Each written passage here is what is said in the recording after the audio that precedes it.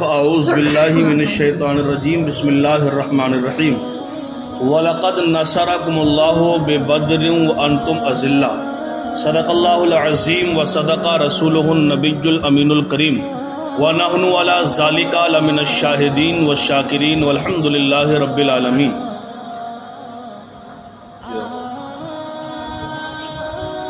دیکھو آج جو تاریخ ہے نا، یہ 17واں رمضان، 17ویں تراویح، یہ بڑی اہمیت کی حامل ہے۔ یہ تاریخ مذہب اسلام کی سب سے پہلی جنگ جو ہوئی تھی، جنگ بدر، وہ 17واں رمضان کو ہوئی تھی۔ اس میں نہ جانے کتنے شہداء، کتنے شہید ہوئے تھے، اور ان کی شہادت کا وہ اثر ہے آج بھی کہ اسلام ہر گوشے گوشے تک پہنچ گیا ہے۔ تو ہمارا اور تمہارا بھی یہ حق ہے کہ ہم کچھ ان کا ذکر کر کے، ان کے نام فاتحہ کر کے کچھ ثواب ان کی بارگاہ میں پیش کر دیں، ہے نا۔ ہمارا بھی حق ہے کہ انہوں نے ہمارے لیے، دین اسلام کے لیے جانیں دے دی، تو ہم زیادہ نہیں تو قرآن پڑھ کے ذکر کر کے ثواب تو ہدیہ کر سکتے نا۔ ہاں، اور دوسری اہم تاریخ یہ بھی ہے کہ ہمارے نبی کی سب سے چہیتی اور پیاری اور لاڈلی جو زوجہ، جو حضرت ابوبکر صدیق رضی اللہ تعالیٰ عنہ کی شہزادی اور ہم سب مومنوں کی ماں، سیدہ ام المؤمنین سیدہ عائشہ صدیقہ رضی اللہ تعالی عنہا بھی اسی تاریخ میں آپ کا انتقال ہوا تھا۔ تو یہ بڑی فیض حاصل کرنے کی تاریخ ہے۔ آج اللہ تعالیٰ سے ہم شہداء بدر کا صدقہ مانگتے ہیں۔ آج ہم اللہ تبارک و تعالیٰ سے امی حضرت عائشہ صدیقہ رضی اللہ تعالیٰ عنہ کا صدقہ مانگتے ہیں کہ یا اللہ ہمیں امی عائشہ شہداء بدر کے شہداء کے وسیلے سے ہم سب کی مشکل کو آسان فرما دے، اور ہم سبوں کو ایمان کی زندگی سلامتی کے ساتھ عطا فرما، اور خاص کر پروردگار فلسطین کے مسلمانوں پہ اپنا کرم برسا دے، ان کو غیب سے مدد عطا فرما دے، ہے نا۔ آج انشاءاللہ ہمیں امید قوی صدقہ ملے گا۔ اب آپ دیکھیے گا، میں نے جو آیت کریمہ پڑھی ہے کہ وَلَقَدْ نَصَرَكُمُ اللَّهُ بِبَدْرٍ وَأَنْتُمْ أَذِلَّةٌ۔ اور ایک بات اور بتاؤں، جو جنگ بدر ہوئی تھی نا، اس میں ہماری جو تعداد تھی وہ 360، کتنی؟ 360، یعنی مصطفیٰ کے غلام کتنے تھے اس میں؟ 360 تھے، اور کفار کی تعداد جو تھی وہ 900، 313، 900 تقریباً، سمجھ رہے ہیں نا، 900 کی لگ بھگ 1000 کی تعداد تھی ان کی، اور ساز و سامان جو تھا وہ ان کے پاس زیادہ تھا۔ کتنا تھا وہ ابھی میں آپ کو بتاؤں گا انشاءاللہ۔ اور بے شک اللہ نے بدر میں تمہاری مدد کی جب تم بالکل بے سر و سامان تھے، یعنی ہمارے پاس سامان بہت کم تھا، تو اللہ نے فرشتوں کا لشکر اتار دیا تھا۔ سبحان اللہ، فرشتوں کا لشکر ہے۔ شریف یہ تسبیح مت پڑھ، سن لے، میں بتاؤں دین کی ایک بات سیکھنا، پوری رات تسبیح اور نفل نماز پڑھنے سے بہتر ہے یہ۔ ہاں تو مت گھما اس میں۔ تیرے قدموں پہ سر ہو اور تار زندگی ٹوٹے، یہی انجام الفت ہے، یہی مرنے کا حاصل ہے۔ اور سیدی سرکار اعلیٰ حضرت فرماتے ہیں کہ حسن یوسف پہ کٹی مصر میں انگشت زنا۔ انگشت زنا، انگشت کہتے ہیں انگلی کو، اور زنا عورتوں کو۔ یہ واقعہ شاید آپ نے نہیں سنا ہوگا کہ یوسف علیہ السلام کا تو حسن بڑا مشہور ہے نا، بڑا مشہور ہے، آپ بڑے حسین و جمیل تھے، بہت حسین و جمیل۔ تو زلیخا جو تھی، سنا ہوگا شاید، اور کبھی موقع لگے گا تو میں پورا واقعہ سناؤں گا، یہ بڑا مزہ آئے گا اس کو سننے میں۔ زلیخا جو تھی، یہ جو تھی حضرت یوسف پر فدا اور دیوانی ہو گئی، اور یوسف علیہ السلام اس وقت کیا تھے، ایک قیدی تھے، ایک غلام بن کے گئے تھے مصر کے بازار میں، ان کو خریدا تھا یوسف علیہ السلام کو۔ تو مصر کی جو عورتیں تھیں نا، وہ حضرت زلیخا کو تانا دیتی تھی، کیا زلیخا تو ایک بادشاہ کی بیوی ایک غلام کو دل دے بیٹھی، تو بادشاہ کی بیوی زلیخا اتنی حسین و جمیل، ایک قیدی کو، ایک غلام کو تو نے اپنا دل دے دیا؟ تو زلیخا کہنے لگی تو نے ابھی اس کو دیکھا نہیں ہے، وہ غلام نہیں ہے۔ تو تانا زنی کرنے لگی۔ عورتوں نے کہا اچھا ایک بار دیدار کرا، ہے کون سے؟ تو زلیخا نے ان جو بڑی بڑی معزز عورتیں تھیں جو تانا کرتی، سب کو بلایا، اور کتابوں میں آیا ہے کہ ان کے ہاتھ میں ایک ایک کرد دے دی، یعنی چھری، اور کاٹنے کے لیے کچھ دے دیا، پیاز وغیرہ جو بھی وہ کاٹنے کے لیے دے دی، اور وہ کاٹ رہی تھی۔ اب حضرت یوسف علیہ السلام کی ایک جھلک گزار دیا آپ کو، اتنا حسن تھا آپ کے اندر کہ یہاں بیٹھی ہیں وہ کاٹ رہی ہیں، ادھر سے یوسف علیہ السلام کو گزار دیا۔ تو ان عورتوں نے جب یوسف علیہ السلام کو دیکھا تو پیاز کاٹنے کی بجائے انگلیاں کاٹ لیں، پتہ ہی نہیں چلا۔ یعنی اتنا دیوانی ہو گئی یوسف علیہ السلام کے حسن میں کہ پیاز کٹ رہی ہے، انگلی کٹ رہی ہے، پتہ ہی نہیں چل رہا۔ تبھی سیدی اعلیٰ حضرت نے لکھا ہے کہ حسن یوسف پہ کٹی مصر میں انگشت زنا، یعنی انگلیاں کاٹی عورتوں نے اپنی اپنی، کہ حسن یوسف پہ کٹی مصر میں انگشت زنا، اور سر کٹاتے ہیں تیرے نام پہ مردان عرب۔ مطلب اس کا یہ ہے کہ یوسف علیہ السلام کے حسن کو دیکھ کر تو انگلیاں کٹی، لیکن میرے مصطفیٰ کی شان یہ ہے کہ میرے مصطفیٰ کے حسن کو دیکھ کر غلام اپنا سر بھی کٹا دیتے ہیں۔ اب دیکھیے گا اے ایمان والو، رمضان شریف کی 17 تاریخ دن اسلام کی تاریخ کا سب سے افضل ترین دن اور تاریخ ہے۔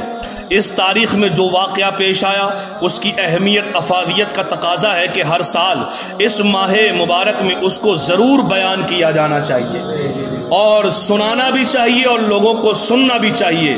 یعنی غزوہ بدر جو روزے کی فرضیت کے بعد اسی سال رمضان شریف کی 17 تاریخ سن 2002 ہجری جمعہ کے دن پیش آیا، وہ دن جمعے کا تھا۔ بدر ایک کنواں کا نام ہے جو مدینہ منورہ سے تقریباً 80 میل کے فاصلے پر واقع ہے۔ یہ کنواں بہت مشہور تھا، اسی لیے اس کے آس پاس کی آبادی دیہات کو بھی بدر کہا جاتا ہے۔ یہ دیہات یعنی گاؤں اب بھی موجود ہے، آج بھی موجود ہے الحمدللہ، اور وہ میدان بھی ہے جہاں غزوہ بدر ہوا تھا۔ خوش عقیدہ مسلمان جب مکہ شریف سے مدینہ شریف جاتے ہوئے یا مدینہ طیبہ سے مکہ مکرمہ آتے ہوئے تو بدر میں بھی حاضری دیتے ہیں، سبحان اللہ۔ یعنی یہ جو بدر ہے نا، یہ مکہ اور مدینہ کے بیچ میں ہے، وہاں حاضری دیتے حجاج کرام جو دینا چاہتے ہیں۔ اللہ تعالیٰ کی مدد۔ اے ایمان والو، خطبہ کے بعد میں نے جو آیت کریمہ کی تلاوت کی ہے، اس آیت کریمہ میں اللہ تعالیٰ نے مسلمانوں کی مدد کا ذکر فرمایا۔ گویا قرآن شریف یہ بتانا چاہتا ہے کہ کسی بھی میدان میں فتح و کامیابی کا ذریعہ اللہ کی مدد ہے۔ اگر ہمیں ترقی، روزگاری، جو کچھ ملتا ہے یہ سب ہمارے اللہ کے دینے سے ہمیں ملتا ہے۔ مسلمانوں کو اپنی ظاہری اور مادی طاقت و قوت نہیں۔ دیکھیے میدان بدر میں مسلمان اللہ تعالیٰ کی دین کی حفاظت کے لیے دشمن کے مقابلے میں کھڑے تھے تو بڑے کمزور تھے۔ کتنے کمزور تھے آپ اندازہ لگاؤ کہ ہر ظاہری اعتبار سے کمزور تھے۔ تعداد میں صرف 313 تھے۔ کتنے؟ 313 یہ مسلمانوں کی تعداد تھی۔ کتنی؟ 313 یہ مسلمانوں کی تعداد تھی، اور دشمن کی تعداد 950 تھی، تقریباً 1950 دشمن تھے۔ اب دیکھیے مسلمانوں کے پاس سواری کے لیے صرف 70 اونٹ تھے۔ مسلمانوں کے پاس کتنے اونٹ تھے؟ صرف 70 اونٹ، اور 2 گھوڑے تھے، اور 6 ذرہ 8 تلواریں تھیں۔ 313 میں 8 تلواریں کیا ہوتی ہیں؟ یعنی سامنے مقابلے کے لیے 950 کا لشکر ہو تو 6 تلواریں وہاں کیا کریں گی؟ لیکن جہاں اللہ کا کرم ہو نا، وہاں تو پتھر بھی تلوار بن جاتا ہے۔ اب دیکھیے گا 950 تھی، مسلمانوں کے پاس سواری کے لیے صرف 70 اونٹ، 2 گھوڑے، 6 ذرہ 8 تلواریں تھیں، جبکہ دشمن کے پاس 100 گھوڑے تھے۔ ہمارے پاس صرف 2 گھوڑے، اور دشمن کے پاس کتنے گھوڑے؟ 100 گھوڑے تھے، اور 700 اونٹ تھے۔ اللہ اکبر! کتنے؟ 700 اونٹ دشمن کے پاس، اور ہمارے پاس کتنے تھے؟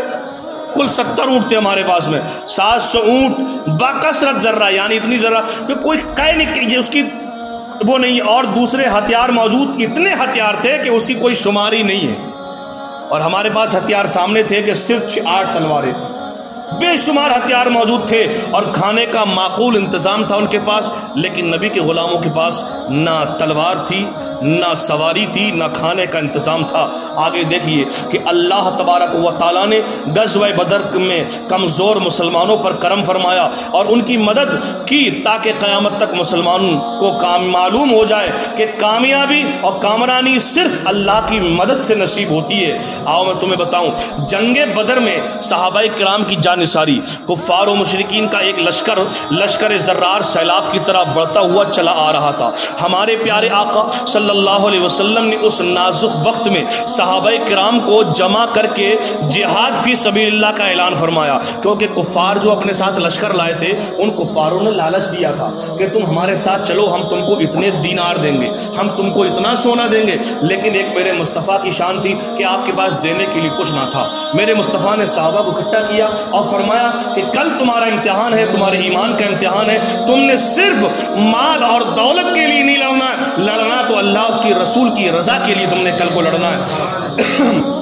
اب صرف 313 نہتے اور بے سر و سامان مجاہدین اسلام نے جس جذبہ شہادت اور خلوص و وفا کے ساتھ اس حق و باطل کی جنگ میں اللہ تبارک و تعالی اور پیارے رسول کی خوشنودی کی خاطر لڑتے ہوئے، یقیناً آفتاب و مہتاب نے روئے زمین پر ایسی جا بازی اور سرفروشی کا منظر نہ دیکھا ہوگا جس میں بے سر و سامینی کے عالم میں غزوہ بدر کی تیاری ہوئی۔ تو ہمارے آقا و مولا صلی اللہ علیہ وسلم نے جنگ کے سلسلے میں مشورہ کیا تو صحابہ کرام نے کیا عرض کیا، یا رسول اللہ جس طرح آپ حکم دیں گے ہم لڑنے کے لیے تیار ہیں۔ یا رسول اللہ آپ ٹینشن مت لو، جیسا تمہارا حکم ہوگا ہم غلام تیار ہیں۔ کیونکہ آگے کیا دیکھیے گا کہ جیسا آپ کا حکم ہوگا ہم تیار ہیں، ہم اپنی جانیں اللہ تعالیٰ کی راہ میں قربان کر دیں گے۔ ہم قوم موسیٰ علیہ السلام کی طرح نہیں ہیں۔ آپ نے بھی کیوں، موسیٰ علیہ السلام کے دور میں بھی ایسا موقع آیا تو موسیٰ علیہ السلام کی قوم کیا بولی اے موسیٰ تم لڑو، تمہارا اللہ لڑے گا، ہم تو بیٹھے ہیں آرام سے۔ تو نبی کے غلاموں نے کہا ہم وہ قوم نہیں ہے موسیٰ والی جو ہم یہ کہیں گے کہ اللہ لڑے اس کا رسول لڑے گا۔ یا رسول اللہ جیسا تم کہو گے ہم ویسا کریں گے۔ تو سرکار دو عالم صلی اللہ علیہ وسلم نے جب اپنے غلاموں کا یہ جذبہ دیکھا تو خوش ہو کر ان کے حق میں دعا فرمائی۔ میدان بدر میں جب حق و باطل کا معرکہ شروع ہوا تو مسلمانوں نے اپنے پیارے نبی صلی اللہ علیہ وسلم کے حکم پر جانثاری بہادری کے وہ جوہر دکھائے جو میدان بدر کی زمین کبھی بھی بھول نہ پائے گی کہ فضائے بدر کو ایک آگ بیتی یاد ہے اب تک، یہ وادی نعرے توحید سے آباد ہے اب تک۔ اور انصار مہاجرین تمام صحابہ کرام اسلام پر فدا ہونے اللہ تعالیٰ اس کے پیارے رسول صلی اللہ علیہ وسلم کی جان کے لیے جان کی قربانی کا وعدہ کیا۔ نبی کا حکم ہو تو کود جائیں ہم سمندر میں، ایسے لہرا رہے تھے کہ نبی کا حکم ہو تو کود جائیں ہم سمندر میں، جہاں کو غرق کر دے نعرہ اللہ اکبر میں۔ ہمارا مرنا جینا آپ کے احکام پر ہوگا یا رسول اللہ، کسی میدان میں ہو خاتمہ اسلام پر ہوگا انشاءاللہ۔ اب جب جنگ کی رات آئی تو سب سو رہے تھے، تسلی میں سب سو رہے تھے، تو ہمارے آقا مولا صلی اللہ علیہ وسلم اللہ تعالیٰ سے اسلام کی اور ان کے سپاہیوں کے لیے فتح و کامرانی کی دعا کرتے رہے۔ صبح ہوئی تو مسلمانوں کی صفوں کو درست کیا، جنگ کی تیاریاں مکمل ہوئیں تو محبوب خدا صلی اللہ علیہ وسلم نے اپنے رب تعالیٰ کی بارگاہ میں دعا کے لیے ہاتھ اٹھائے اور عرض کیا، اے اللہ اب تیری اس مدد کا وقت آ گیا ہے جس کا تو نے مجھ سے وعدہ فرمایا تھا۔ پوری صف تیار ہے 313 کی جنگ بدر میں جانے کے لیے، اور یہ اسلام کو فتح و نصرت دینے والی صرف پہلی جنگ تھی۔ اب دیکھیے، اللہم ان تہلک ہذہ العصابۃ اليوم لا تعبد، یعنی اے اللہ تعالی اگر مسلمانوں کی اس چھوٹی سی جماعت کو تو نے ہلاک ہو جانے دیا، میرے مصطفیٰ دعا کر رہے ہیں یا اللہ اگر یہ مسلمانوں کی چھوٹی سی جماعت ہلاک ہو گئی نا، اگر یہ ہار گئی، اگر یہ تباہ ہو گئی نا، تو اے اللہ پھر تیری عبادت بھی نہیں کی جائے گی، تیری عبادت کرنے والے ختم ہو جائیں گے۔ یہ میرے مصطفیٰ نے دعا فرمائی، یعنی پھر کوئی تیری عبادت کرنے والا نہ رہے گا۔ ہمارے آقا و مولا صلی اللہ علیہ وسلم کی دعا قبول ہو گئی اللہ کی بارگاہ میں۔ اور اللہ تبارک و تعالیٰ کی بارگاہ میں جب دعا قبول ہوئی تو ہمارے مصطفیٰ صلی اللہ علیہ وسلم نے رب تعالیٰ کے حکم سے صحابہ کرام علیہ السلام کو یہ خوشخبری سناتے ہوئے فرمایا گھبراؤ نہیں، آگے بڑھو، اللہ تعالیٰ کے حکم سے فرشتوں کا لشکر تمہاری مدد کے لیے آسمان سے اتر رہا ہے۔ آسمان سے اللہ تعالیٰ نے فرشتوں کا لشکر اتر رہا ہے، اور اللہ تعالیٰ کا وعدہ پورا ہوا۔ جب جنگ پورے زور پر آئی، توجہ کرنے کے الفاظ پھر دعا کرتے ہیں، جب جنگ زوروں پر آئی تو ان فرشتوں نے اپنا کام پورا کیا، تلوار لگنے سے پہلے سر تن سے نیچے گرتا ہوا نظر آ رہا ہے۔ یہ 313 مسلمان پریشان تھے، یہ ہو کیا رہا ہے؟ تلوار ابھی گردن تک پہنچی نہیں ہے، گردن نیچے پہلے جا رہی ہے۔ کیا خدا کی قدرت تھی! تبھی کہتے ہیں مسلمانوں تم سچے بن جاؤ، تم اچھے بن جاؤ، تم اپنی زندگی اللہ اس کے رسول کے لیے گزارو، ہر میدان میں اللہ تمہاری مدد فرمائے گا۔ آج جو ہم ذلیل ہیں نا زمانے میں، یہ صرف ہماری وجہ یہ ہے کہ ہم اللہ اور اس کے رسول کے دین سے دور ہو گئے، جھوٹ ہمارے اندر ہو گیا، برائی ایک دوسرے کی کرنا ہمارے اندر ہو گئی، برائی ایک دوسرے کی سننا ہمارے اندر ہو گئی، چغلی کرنا ہمارے اندر ہو گیا، ہمارا بھائی پریشان ہو تماشا دیکھنا یہ ہماری عادت ہو گئی، اپنے بھائی کو اجاڑنا ہمارا کام ہو گیا، یہ ہمارے اندر، اسی لیے ہم نیست و نابود ہوتے نظر آ رہے ہیں۔ اب آگے دیکھیں، کچھ کافروں کے منہ اور ناک پر کوڑوں کے نشان نظر آ رہے تھے۔ میرے مصطفیٰ فرماتے ہیں کہ کچھ کافروں کی ناک اور کوڑوں کے نشان نظر آ رہے تھے، یہی فرشتوں کو خدا کا حکم تھا۔ غور کیجئے کیسی زبردست مدد ہے، اللہ تعالیٰ کی طرف سے دشمن پر مار پڑ رہی ہے، مارنے والا نظر نہیں آتا، اس طرح وہ قوت و قدرت والا اپنے مومن بندوں کی مدد کرتا ہے، اور واللہ یؤید بنصرہ من یشاء، اور اللہ اپنی مدد سے زور دیتا ہے جسے چاہے اللہ طاقت عطا فرما دے۔ اب دیکھیے حضرت جبریل علیہ السلام، جانتے ہو جبریل علیہ السلام یہ اللہ کا پیغام کس تک لاتے ہیں؟ نبیوں تک۔ دیکھو جبریل کا گھوڑا بھی اس جنگ میں موجود تھا، سبحان اللہ، کیا بات ہے یار۔ حضرت جبریل علیہ السلام کی آواز، جنگ بدر میں ایک آواز آ رہی تھی، کیا ایک آواز آ رہی تھی؟ کیا؟ اقدم حیزوم، اقدم حیزوم، حیزوم آگے بڑھو، حیزوم آگے بڑھو۔ صحابہ کرام کہتے ہیں ہم حیران تھے، صحابہ کرام کہتے ہیں ہم پریشان تھے، آواز کانوں میں آ رہی تھی لیکن آواز دینے والا نظر نہیں آ رہا تھا۔ اب صحابہ کرام پریشان تھے تو میرے مصطفیٰ کریم صلی اللہ علیہ وسلم نے فرمایا، اے صحابہ تم جانتے ہو یہ حیزوم کس کا نام ہے؟ کہا یا رسول اللہ تم بہتر جانتے ہو۔ کہا یہ جبرائیل علیہ السلام کے گھوڑے کا نام ہے۔ تو پتہ چلا کہ جبریل علیہ السلام اپنے گھوڑے سے بول رہے تھے کہ اے گھوڑے آگے بڑھ اور دشمن کو ختم کر دے۔ تو یہ مدد اللہ کی طرف سے، یہ وہ جنگ بدر ہے تاریخی جس میں آسمان سے فرشتے اترے تھے۔ اب آگے بڑھو، صحابہ کرام رضی اللہ تعالیٰ عنہم اجمعین فرماتے کہ ہم کتنے مرتبہ کسی کافر کو قتل کرنا چاہتے تو وہ پہلے ہی قتل ہو جاتا۔ میرے صحابہ فرماتے کہ ہم چاہتے تھے اس کافر کو میں نے قتل کرنا، اور جب ہم اس کی طرف لپکتے نا تو ہمارے لپکنے سے پہلے ہی وہ قتل ہو جاتا۔ تو قتل کون کر رہا تھا؟ وہ فرشتوں کی جماعت تھی، سبحان اللہ۔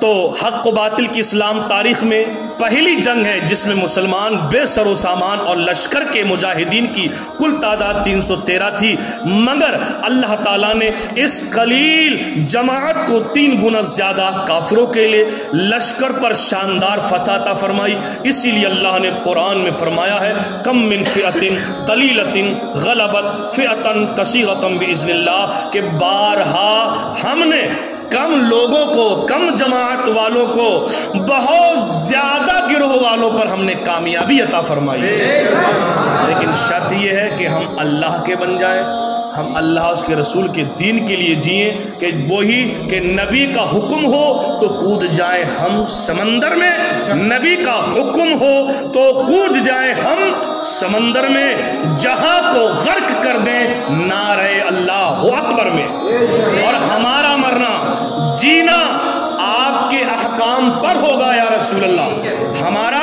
مرنا جینا آپ کے احکام پر ہوگا، کسی میدان میں ہو، کسی بھی میدان میں ہو، خاتمہ اسلام پر ہوگا۔